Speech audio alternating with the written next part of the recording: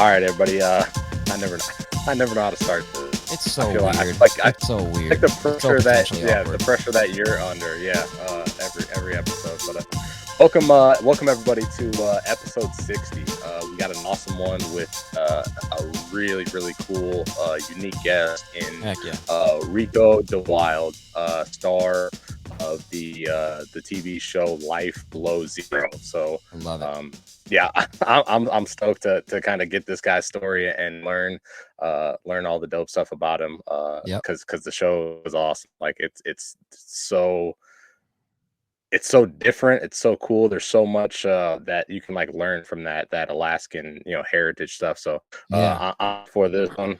Super stoked for this one. Yeah, But definitely a before we get into completely it, different world than we know. yeah, Like, which is the yeah, most. I absolutely. think that's why people like the Alaska shows so much. Is because it's not like bad. It's just so different. Like Yeah. the way that they operate, the way that they think. Even just talking to Ricko for a second before we hit record, like it's a different world, and I think that's so dope. Like I love that. Yeah, I think one of the coolest things about like the whole like I guess everything Alaskan is like the beauty mixed Yeah. with the danger. That's Yeah. what gets everybody is like everything looks so beautiful and so amazing and this and that, and then just how dangerous like the whole like this can be with bear and moose and frigid temperatures and all that, so it's pretty it's super cool. I'm stoked for this one. For sure. But yeah, like I said, before we get started, definitely want to thank the sponsors real quick for everything they do for us. So shout out to the WCB Working Class Bow Hunters for allowing us to be a part of their podcast network. Heck yeah. Kenai Gear and Grizzly Coolers are our main sponsor of the show, presenting sponsor. We got to thank those guys every single day. Always rocking the Kenai gear. So we love everything that they give us and do for us. Of course, Giltech and Hook and Arrow Supply.com, where you can find all the Giltech gear over there at Hook and Arrow Supply. Yeah, so I saw Brian put out a little video before I get too far about like explaining like the Giltech website and how it takes you to Hook and Arrow Supply and how it's his whole retail side of the store and stuff. So he's doing some big things up there in Wisconsin. Shout out to him, and of course Leopold Performance Optics. You got that fancy box right there in your hand. Golly, even the box look. I've been fishing quite a bit lately and wearing the mess out of the glasses, and they've been nothing but absolutely stoked on them. So I mean, honestly, I said it on the episode last week that you were not a part of, unfortunately, with Angling Anarchy, the muskie episode. Easily, like legitimately, not because they're our sponsor, but because I've worn them a bunch now. Easily the best fishing glasses I've ever worn. Like they're a great combination of light, but not like chintzy feeling. The polarization being smushed in between layers of the lens so it doesn't wear off. The optics of them are just crisp. They look dope. Bunch of different styles. Yeah, they're just dope. They're just great sunglasses, honestly. I think a small kind of like underrated thing about them that really got me is that, especially fishing the last couple weekend fish, it's gotten pretty warm later in the day, and I've like you start sweating under your cap or whatever, start sweating around your glasses. I haven't gotten any like fog or like over over condensation inside the glasses. That's true. All. Yeah, that's the worst. That I've gotten with some other eyewear. So yeah, just kind of a small little weird thing that I noticed that I absolutely love. Like they're so comfy. And like you said, polarization is great. So for sure. Thanks to those guys. So definitely check us out on all our social. tackleandtacos.com. Tackle and Taco on all the social, Facebook, Instagram. What else? The website. I don't know. Also, I thought about, I haven't run this, but I always do this. I haven't run this by you or Lola, but I just shoot from the hip all the time. So I keep kind of harping on this idea that we need more 5-star reviews and positive, like written reviews on Apple Podcasts. And we just haven't really been getting, like we had a bunch at once and then they kind of teeter off, then we get a bunch more and whatever. So I think what we're going to do, I'm just announcing it today. Why not? Episode 60. For the next, let's say month, let's say starting July 1st to the end of July, we'll go through anybody who leaves a written positive review on Apple Podcasts, and we will literally write your name down, put it in a hat, literally shake the hat around and pull a name out, and whoever's name we pull out, we'll give you one of everything on our web store, like on our website on the store. So a hat, a shirt, a sticker sheet, and all the standalone stickers. We'll give you one of everything. So I feel like that's a good, motivation, perhaps. So starting absolutely. July 1st till the end of July, if you review Tackle and Tacos on Apple Podcasts, and again, the reason we do that is because the more positive reviews we have there, the better chance we get where somebody's watching or listening to another podcast, a similar podcast that says you might also like, because those suggested things can really help with our growth. So July 1st to the end of July, everybody who writes a positive review, your name will literally go in a hat. We will pull one name out, and then we'll give you one of everything on our store. Rad. That's so dope. Heck yeah. Rad. All right, dope. All right, so are you eligible for that? Yeah. No, you're not. All right, so let's get after it with Homeboy. But before we do, I know you just fished a derby, and then I wanted to share a quick story. Also, by the time this launches, in 2 days is my anniversary with Lola, my amazing wife, my co-host of Tackle and Tacos. So I just want to take 2 seconds to tell her that I love her, and I'm super stoked to be her husband. And every time I look at her, I'm like, I don't know how this happened. I don't know how you ended up with me. Sucks for you, but it works out great for me. And yes, I'm happy about that. She couldn't be here today. She's not feeling super well, and then Gus is kind of not feeling well, so mama had to be mama. But a real quick story, and then I want to get your a quick recap on a tournament you fished. I had over the last week, I don't remember what day it was, I had the scariest single moment on a boat in my life, which is kind of saying something. But I'm looking over to my left because that's where my boat is in the garage. I had my bass boat, the Legend bass boat that we named Loretta. It's a 20-foot boat with a 250 horsepower motor on the back, out on a local lake called Wissota. And I was fishing on one side of it where the wind was coming from, and it was kind of protected, and there was nothing. I was catching smallmouth one after the other. I made a post about it where I said on our social, like, hey, you ever been on that duplicate pattern where like all the fish were the exact same size? It was all like a pound and a half smallmouth. That's all it was, like one after the other. And then I made a run on the side of the lake to another area, and I hooked into a nice largemouth actually on a KGB Spro shad, like the big swim bait, and which is really weird because in that area nobody never catches largemouth, like literally ever. And so I was super pumped. And then when I went to boat flip it, it came off at the boat, which kind of makes me sad. But then anyway, I go to another spot and I go to come back across the lake, and in that time the wind was picking up, and by the time I came back, the wind had picked up so much that there was whitecaps across the lake, but it didn't seem super bad until I got out into it. And then there was these giant 4, 5, maybe 6 foot rollers that would come along every once in a while. I'm talking absolutely gigantic.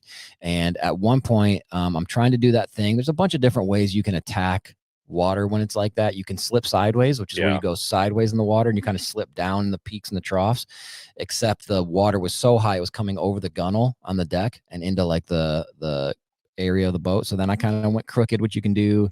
Another technique I've done before is to trim up, which makes the bow of the boat come up, like the front of the boat come up more. And then you kind of chop through the waves. You can't really see very well, but you're kind of doing a wheelie, but then you're not getting water over the bow. And I hadn't got to that point yet.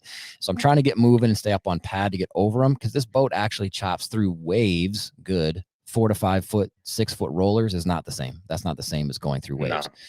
And so I timed it wrong, and I came over the crest of one wave and came down into the next wave, and I was trimmed down. So the nose of the boat is actually down, and I went underwater with the front of the boat all the way to the console. Like it was like the Titanic, all the way over.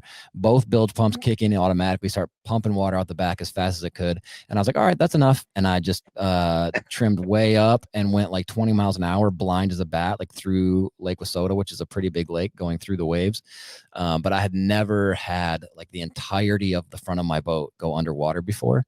And so I don't know why I'm sharing the story, I guess just because it was kind of insane and terrifying. And I would say the one thing I could do better as a human being, number one, is to check the weather. like really like check the weather. Like if it's going to get super windy, be careful and navigate better. Because had I just stuck to the shoreline, I would have been fine. But I didn't really realize how bad it was until I got out in it. And that's where all the waves were kind of, building power. And then by the time they got to that spot, I, about died.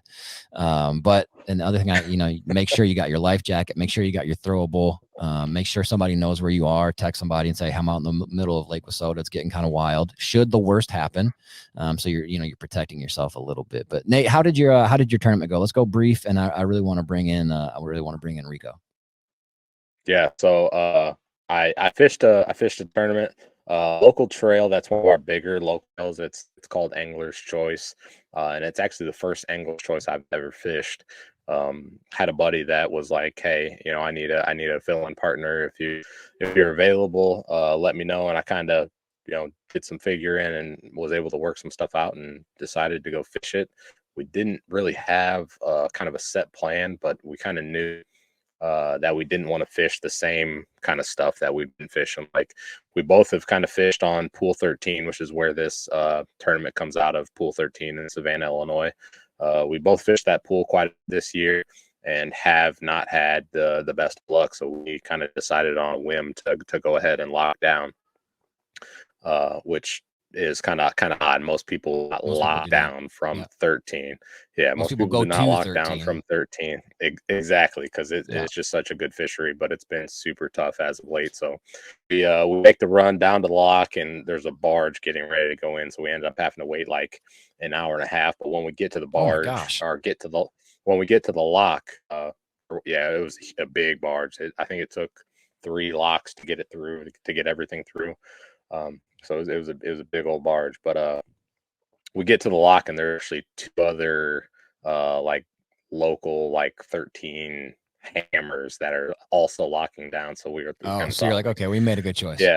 Maybe we made a good decision. And I'll be honest, it was all kind of all my buddy's decision. He's kind of the one who's been up there more and was like, I was kind of letting him run the plan, obviously running my boat, but letting him kind of make the bulk of the decisions. But yeah, so we kind of fished around, waited to lock down. We didn't have any luck. We got down and locked into 14 and ended up catching literally all of our fish on Pool 14. And I think we had 6, caught quite a few fish. I ended up with like 6 keepers. Our big fish was like 4.5 pounds. Dang. Down on 14, and then locked up and made the rough run all the way back up to Savannah. And we had like 12.5 pounds, a little bit less than 12.5 pounds, 1240 something, which was good enough for 8th place out of 40 boats. So that's not bad at all. Yeah, those Angler Choice, those guys are sticks. Yeah, they're all like everybody in that trail is like well known in the area. So it was pretty cool to get up there and finish kind of up in the tops with some of them. We actually would have come home with a check had we pitched into the side pot that they have. Sure. So yeah, it's a $20 side pot. They paid down for 40 boats. They paid down 6 positions. And they only pay 6 for 4. They only pay 6 for 40, so that guys can get bigger. It's a little bit more expensive of a tournament, so you don't pay as many spots. You get bigger payouts. So they pay out 6 positions, and then the next 2 positions come out of the side pot, which would have been 7, 7, and 8, and we were 8, and we didn't get the money because we didn't put in the side pot. So that went to 9, and we. So for real, they just moved it down one. Exactly. Yeah. They just so the guy who finished below was in the money. Exactly. Yep. Yep. So the guys below us won $230, I think it was, something like that. Maybe. Yeah. I think for 9th place, $230, which is more than entry fee. So not too shabby. But how'd you catch him? What was your main tackle? The main lure that really did it for me was I'll give you a guess, and I don't know if you're gonna get it. One guess. Be Height Delight Jackhammer. Be Height Delight Jackhammer. Got it. That's it. I promise feel like such a dummy lately. Everything I do, I try all these different techniques. I'm trying all these weird lures, and then I go to the jackhammer and just catch the fire out of them every time. Exactly. So I caught, I think I had 3 or 4 of our keepers, and 2 of them came. The 2 biggest ones I had came on that Beehive Delight. It was actually funny because we fished a little backwater pocket, caught a ton of fish, only ended up with 1 keeper, and then like we're kind of waiting for the lock because another barge was going up. We go out to the main river, which was muddy and dirty, and it was blowing current, like it was crazy. And I just start throwing that Beehive Delight. The whole time I'm like, man, I should tie on like a black and blue, jackhammer, something a little bit darker, but I'll fish it in 3 casts, bang, catch a keep. Yeah. That was like our 4th keeper, and then work up the bank a little bit further in the muddy, fast current, throwing up around laydowns and some main river trees and stuff, and I ended up catching one that was like 3 pounds. So and they're just fun to fish. They're just a fun lure to chuck out there. Yeah, I caught a mess of them. They're just fun. Well, that's dope, dude. I'm glad you did well in the tournament. I'm glad you're safe. I'm glad you got through some sketchy waters. I mean, at least the front of your boat didn't go underwater. Yeah, no, it did. Well, it came close because, like I said, we left the lock and headed up, and it was rough. So we missed our first lock up, and the lock up was the barge locked up, and then one big cutty, double stacker pleasure boaters locked up. Oh, sure. In front of us. So then we were like the 3rd lock after or I guess 2nd lock after the barge. But so we had to pass the big cutty cruiser and the barge going up river, which is for the most part straight north and the wind was blowing east 150 miles an hour. So it was it was rough, but we did not bury the nose of the boat. So you didn't die. So that's the most important thing. No.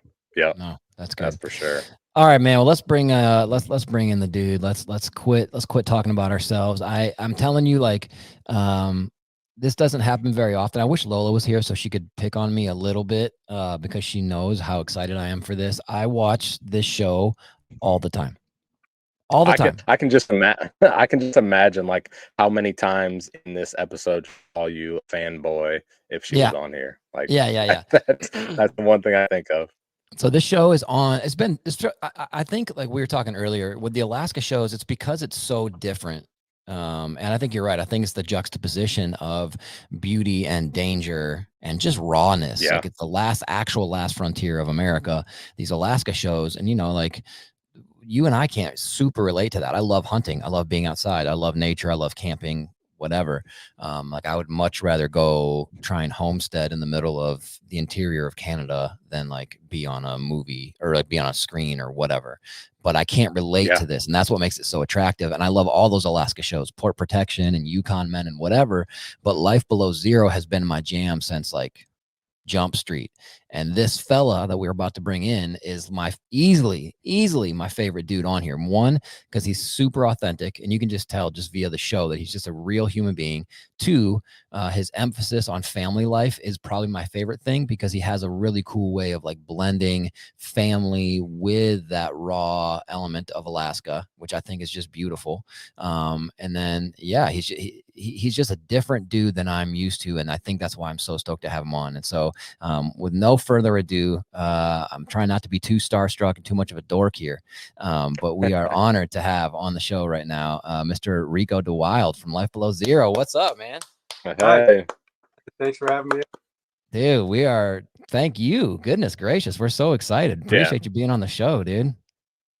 Yeah, for sure. Absolutely. So tell us where you are right now. You're camped out in your son's room, is that right? Yeah, I just got out of Hoosley. I'm in Fairbanks, the big city.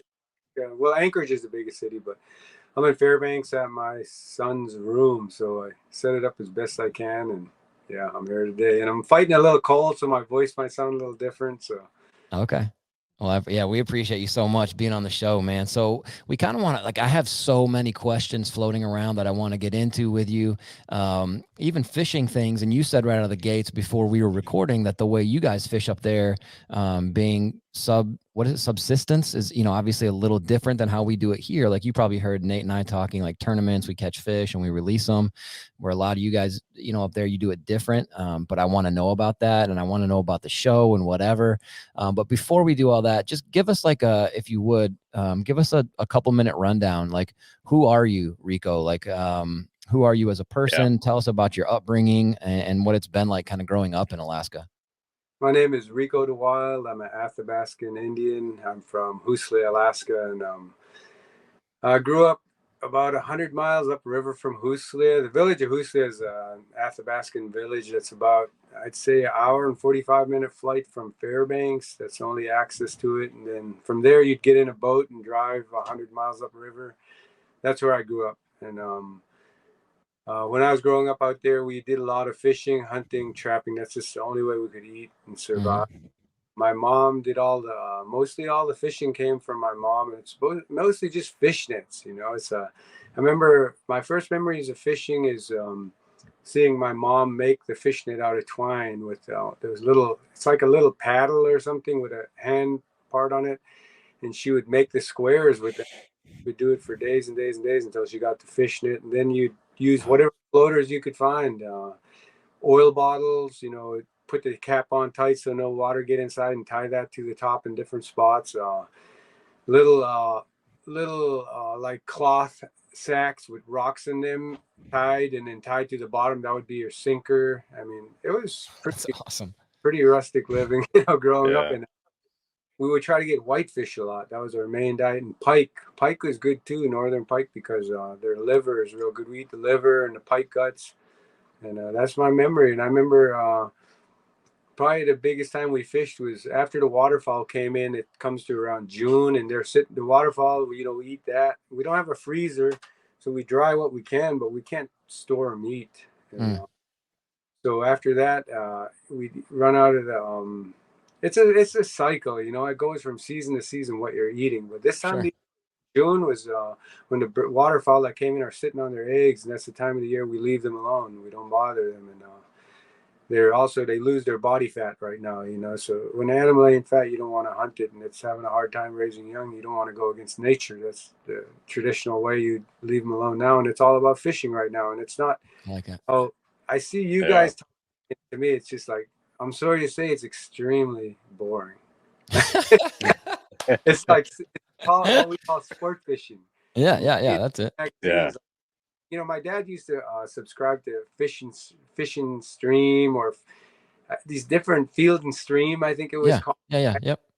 To get them, I'd enjoy reading them and stuff, but fishing was more what we did to get by in life with fish nets. And we did have stick and string for fishing with hook and line, but it was just a stick we cut down and we tie the twine to it. And if we're lucky, we had a steel leader to go with it, so the pikes don't rip it.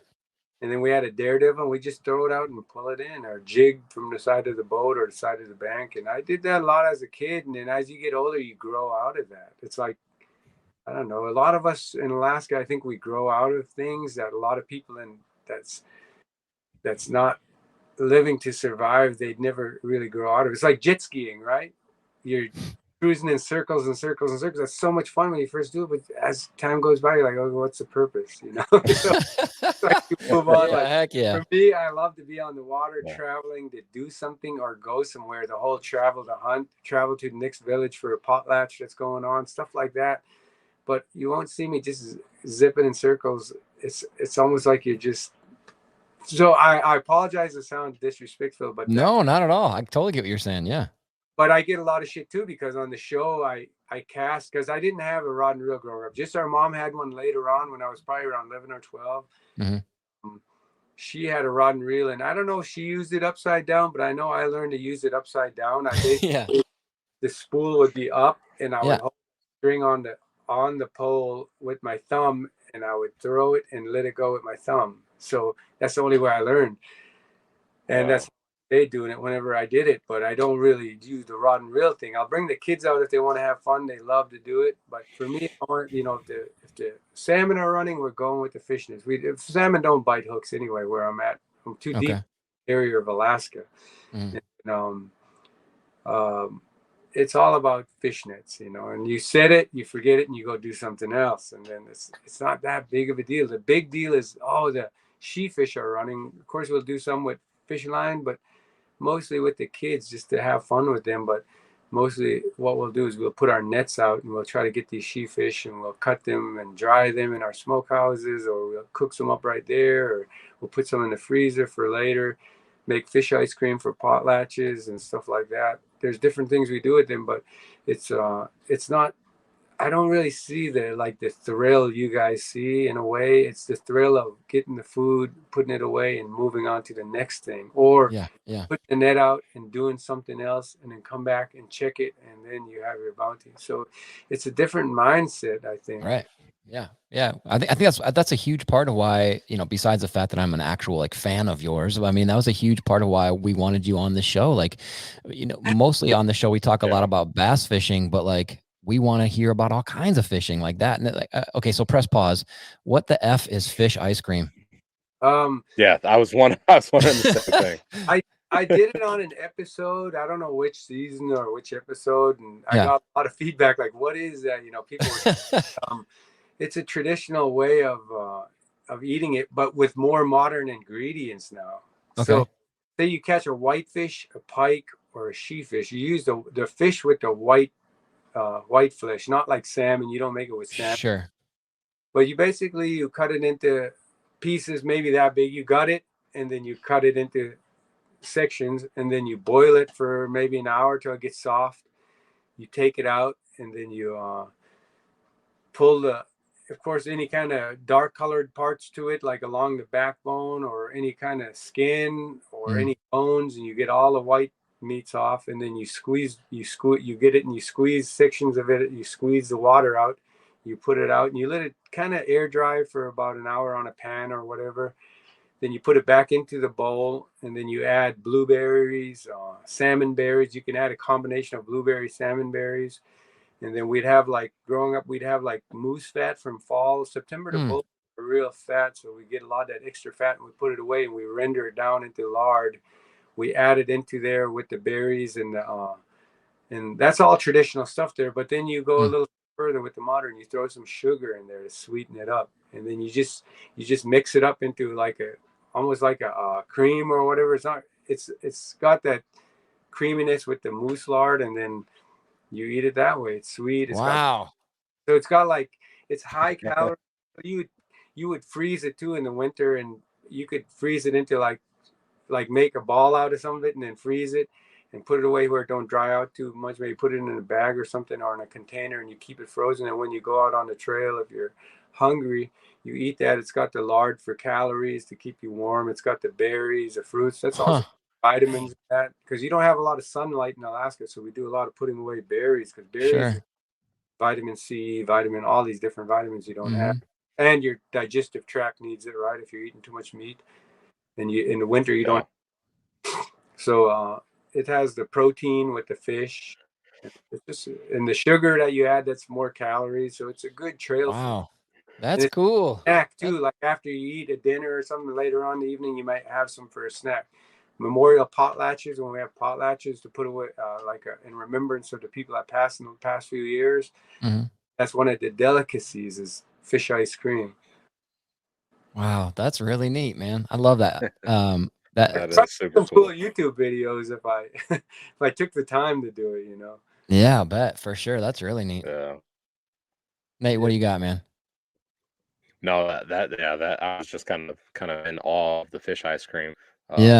But I thought so pretty cool. We have the same love for jet skiers, so you know, that's stuff too. So. Yeah, it's a different mindset. You know, you even have the people in Alaska that love the snow machine. We call them weekend warriors. That's people that are more of trappers, hunters, and we move around. We have utility machines. You'll see on the show I'm driving like a Scandic and super wide track. And then you have the people from the city that like to go out on the weekend, a perfect day, perfect weather, not too cold, and they go out there and they rip around in the mountains. They go up and down the mountains, and they do jumps with heel clicks and stuff. That's cool. And it's got a huge following. But for me, it's like there's no purpose in it. Like, what are we doing? We're just playing. So I grew up with a different mindset, so it's hard for me to fall into that kind of a sporting mindset. Yeah. So More speaking, yeah, that makes sense. So speaking of that mindset and kind of how you grew up, when, how, where, why did you transition from Huslia and the village, just 100 and whatever or hour, whatever you said, away from there? Why transition from there to the city? When did that happen? Why did you do that? When I grew up in the woods, till I was 18, right? From when I remember, my mom went to Fairbanks. Well, there's 14 kids in my family that my mom and dad. Holy moly. They had 14 kids together. So a good 10, 11 of them my dad delivered in the woods at camp. So they'd be out. Oh my gosh. And we call it living in camp. We live in camp. That's what it's called. Sure. I love that. If we're in the village for a little while, we got to go back to camp. It's camp life. And they would basically have kids in the woods, and they'd come down to my dad was a white guy from California. My mom was Athabascan, half-breed. But we'd come down with this long wooden boat my dad had made from the spruce with a 9.5 horsepower tiller handle, And well, after the ice went out, we would come down to Husa for about a week to 2 weeks, and maybe sometime a month if we're lucky. And we'd go back to the woods again. So when I was born, my mom went to the city, Fairbanks, and that's where I was born, in Fairbanks, Alaska. So I don't remember all of that, obviously. And she brought me back to camp. So my whole life is growing up in camp. I didn't know any other life. I didn't know. All I knew was my siblings. I knew some cousins and stuff in the village, and I was excited to go to. We call the village a town. We get to go to town. Yeah. We'd come down and we'd hang out, and it's a whole different world, going from camp to the village. And then how many people live in Huslia, Ricko? About 250. Okay. And then when I turned 18, my mom until me finish high school. I was a couple of years behind in high school. I ain't gonna lie. I graduated right before I turned 20. I turned 20 in July. I graduated in May when I was 19 years old. So I was a couple of years behind. We were homeschooled and had a lot more going on than just school, Yeah. Yeah. And after, I wanted to live in the city. I want to see what it's about. When you live in the woods your whole life, you don't know that you feel like everybody's rich because you're flushing toilets, you got tissue paper, whereas we're using the not so green paper from Sears Roebuck in different catalogs. I mean, not something I'm super comfortable talking about, but when it comes to shit paper, you're a million miles behind everybody. Yeah, wow. Fragrances, I didn't have an insulated floor in the cabin I grew up in. The family cabin you see on the episode, that was built when I was 15. When I was growing up, it was a different cabin halfway underground. Oh, okay. The roof has got moss with sheet iron on top of it. The logs have got moss in between the logs, and the floor is not insulated. Extremely cold. Our blankets and stuff weren't as warm as you'd hope. I mean, I remember a lot of times growing up super cold at 60, 70 below at the family cabin. And jeez.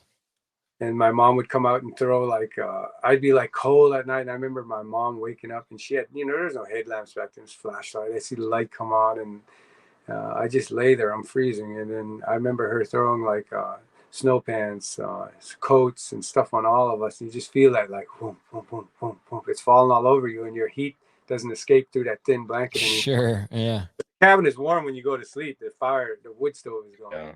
As soon as it go out with no insulation there, all the heat leaves. The bucket of water we get from the river every day. We get buckets of water from the river. That thing freezes. There's ice on that in that bucket. It's frozen over. So wow.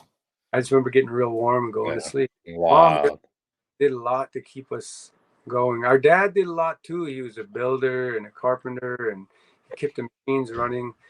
But you know how moms are. We love our moms. So you see me talk about my mom a lot on the show because my mom that was close to me and talked to me about life and lessons and how to think and how to act. And when I was cold, she threw clothing on top of me to keep me warm. So I just have this soft heart for my mom. So I can't. Yeah. Although shout out to my dad, he was the real deal.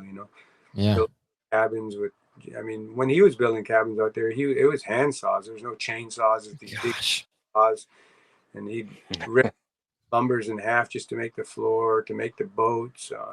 using pitch to seal up a lot of stuff, spruce pitch from the tree. So real quick, I don't mean to interrupt you, but if your dad's from California, how did he know how to do that stuff? Did he just figure it out as he went? Yeah, but he hung out with the Indians, the Athabascan. Okay. Once he got to Alaska, he was in Ruby. I guess they say he walked hundreds of miles from the coastal area around Bethel, I think it's where he started, and he walked in through McGrath, and then he ended up in Ruby. But when I see that, wow, when I go to like Ruby and I talk to the elders out in Ruby, Alaska, they say, yeah, they didn't know he was going to be around. They called him Blondie because he had long blonde hair. So oh, that's cool. Blondie out there, and they said we thought he was just another white man miner, and he would be here, maybe have some kids and leave, but we didn't know he was going to stick around in Alaska. That's awesome. Beautiful kids, help raise them, and so they had a lot of respect for him everywhere he went. Yeah, that's really cool. Yeah, but he said he always told us, I learned everything from the Indians. They know how to live out here, and I think with a lot of Alaska shows, they got this conquer mentality with the white folks. They always act like they come out and it's like you learn everything all at once. But to be really good in the woods, you have to have a cumulative knowledge. And I think that's with Native Americans, we try to like be open-minded and humble, and we learn from the ones before us so that passed on knowledge doesn't burn out and it accumulates over time. And I think that was the beauty of my dad as a white man. Even though he didn't come from that culture, he really retained a lot of knowledge and had a lot of respect for the Native Americans. And that's how he learned to get by, and they helped him out. And people up here, the natives will recognize that when someone has a lot of respect and they're humble, they're really happy to continue to teach them, no matter what color you are. And so he had a really good relationship with the natives, and yeah, he was well loved by the locals in Hoosla. Wow, that's great. And so you went back to Fairbanks when you were 18, is that correct? I didn't go back. I went to the city. I didn't know the city. Oh, I guess, yeah, you were born there, but you were never actually there. Never there. I didn't know. It's a different world when you come from camp, I mean, it's the smells, fragrances, the showers, toilets. I remember the first time seeing a toilet. It was at the school in Hoosla. They had a new school, and I thought when you flushed it, they said, don't flood the toilet. They told me, they said, don't flood it. And I was a little kid, and I thought like this going to flood the heck out of the building and everything. So I would flush it, and it swirls and then it makes noise as it's filling back with water. I would stand there and watch it till the end. Like I didn't know that. Walk away. Like, yeah, of course. Yeah, that's awesome. I remember the first time using a flushing toilet and watching it until everything quit making noise. Okay, it's good. I didn't flood it, and I would walk away. Wow, yeah. The first time using a telephone, the awkwardness. Like my mom and dad went to Fairbanks, and they want to call us. My auntie Eleanor had a phone, and she was one of the first people in the village that had a telephone, and we all had to talk to mom and dad on the telephone. So we went down to our aunties, and we all took turns, and it's like everybody's looking at you while you're talking. It's super awkward. That's so cool. So, I remember the first time like coming to the city and eating pizza. Like, what the hell? We were calling it pizza because it had cheese. That's awesome. Soda pop burn like whoa, and 7-Up was our favorite. It didn't burn as much as like Pepsi and Dr. Pepper. So I remember a lot of first times that people probably don't. That's cool. And I wanted to move to the city, so I had to. When I turned 18, I started going to high school in the city, in the villages, and then I went to Haskell out in Kansas for college, and it was a culture shock. I didn't even a conversation like with someone I didn't know is literally impossible because you're so used to speaking to everyone that you know already. It's hard to someone you don't know, and it's exciting. It felt to navigate the jungles of society is something you have to learning to walk all over again. So it was very different and very difficult. And of course, that's what I wanted is to, I was so burnt out on camp life and living in the woods. I wanted to learn the city life and these nice rides and, money. I want money. I want to buy things. Sure. So I learned the city life, and then after a while I started missing the camp life, so I go back to the woods for a while, and now I'm always, like I'd probably say at least 50% of my time running around in the woods, and other times I'm back here in the city. I'll bring my kids to the village, or I'll come up here and hang out with them in the city, so I go back and forth a lot. Okay. And especially being on the show, to travel a lot more too, because you get paid to be on the show, so. Sure, yeah. All right. How long was that initial stay when you turned 18 in the cities? Like turned 18, moved to the cities. Where was it? A year, 2 years, I'd 5? say to be honest, it was very difficult when I first moved to the city. I went to the city when I was like 19, 20, I think it was. Started living in the city, and I didn't know how to make money. I didn't get a job. I didn't want to do a job. I didn't want to work 9 to 5. And you get all these other natives that move to the city that are having culture shock also, and a lot of people turn to drinking and drugs. It's sad to say that's their release. And I think being in the city for the first time, I was real insecure. Maybe you're susceptible to bullies, of course, because you don't know trust and not to trust. And I think I remember being like before I learned to fight back and stuff. I remember being punked out and stuff like that. And I remember being scared a lot, and scared, not knowing how to talk to people it's a hard thing to overcome. Sure, yeah. So I think I was inside of myself. It's like you ever in an airport full of people, you're uncomfortable. It's like you're in a huge crowd, but you're lonely, right? Yeah, totally. But today you're going to get to your destination. Culture shock my best example of culture shock is being stuck in an airport, but you never know when you're going to, or if you're ever going to get to that destination where you're comfortable again. Oh, that's a really good illustration. Yeah, that makes perfect sense.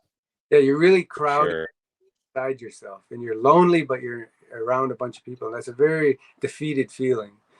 And I think when you turn to alcohol, you open up. You don't give a shit no more. You start to holler, or woo. You start to. So I got into addiction real bad. Along with I got into an addictive crowd too. I fell right with these other people that were feeling that way. Say, hey, come to hang out with us, and you go down a rough road that way. So I think I was in a bad spot for the first years of my first time in society. I was in the streets. I was sleeping at friends, or if I didn't have a place to stay, at like a laundry room and a big apartment complex, and then get picked up for, it's called public inebriation or whatever. I might not be, but I don't have nowhere to go. They bring you to the drunk tank, whether you're not even that drunk or not, and it's like a sleep off. So yeah, I had it real rough in the beginning until I started to survive. And I seen a lot of people that were close to me die. My younger brother Vaughn, he was a year younger than me, he died. And then when I was 22, my brother Vaughn killed himself. All this stuff leads to suicide and self-destruction. My nephew Dak, same age as me, we were at a party and we dropped him off, and he didn't walk home. He went out and he kind of just basically walked off in the snow and froze to death. It's basically suicide, froze. Wow. So that's when I decided to go. My sister Selena did a lot for helping me get into treatment, so shout out for her. And then went to alcohol at 22 and cocaine. I was into cocaine too, and I just felt so much better, and I started to really catch on at 22. I got out at 18. By 22, I was pretty much done.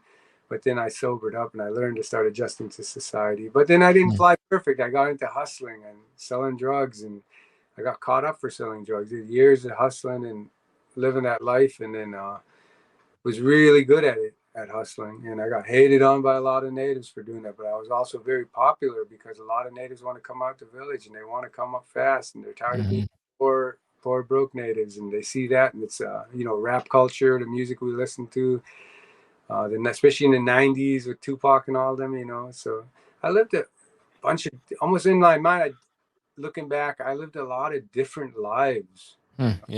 Lives, and I ended up getting caught for selling drugs, and I ended up doing 3 years in prison for that. And I was really, even though I quit drinking stuff, I got into painkillers, Oxycontins, and got into that addiction. So that was a whole nother story. And then after I got locked up in, I think it was 2003, I got out late 2005, and I had a daughter named Simone by then. She was born when I was locked up, and I started changing my life and started doing clothing line, trying to get out of the drug dealing game and start learning to be a better person in a lot of ways, and that's what really changed. And then that got more interested in where I came from, living in the woods and stuff like that. So but big part of my life is growing up in the woods, but a lot of part of my life is learning the city life and the street life and talking to people, and then back to the woods again.